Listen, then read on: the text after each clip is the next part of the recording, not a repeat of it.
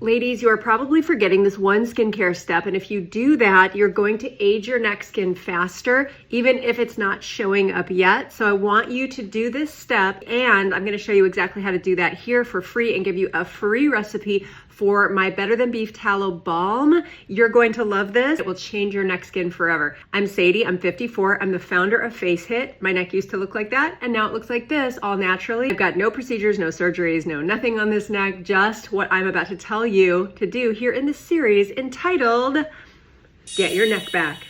Last episode, I talked about how important a hydrator is, and I gave you a free recipe for that hydrator that I use. What you need next is going to surprise you. It's a moisturizer, but it's likely not the moisturizer that you're using now. Hydration and moisturization are two different things, and you need them both or your skin is going to age faster. Why? Because hydration alone evaporates into the air, draws moisture from your skin, and can really dry your skin out. So it's going to look crepey and wrinkly and older. If you can seal the deal with something oil-based, you are going to change everything. But here's the problem. A lot of people only use a cream, and creams with a little bit of oil or moisturizer creams are not enough. You've got to do an occlusive sealant, and that means something pretty heavy. Even if you have oily skin, you can do this. A little bit of a heavier seal that lasts longer, that really helps all of your products soak in and works. It seals that moisture in for longer, and your skin can build back collagen. It can heal. It can replace the oils in the skin barrier that are lost through things like hot showers, hot water, clothes moving over your skin, harsh soaps, even face soaps your fragile neck skin doesn't like. Overdoing it with exfoliation and acidy products and products that tear down the skin barrier. If you do that, your skin's gonna look inflamed and crepey and older.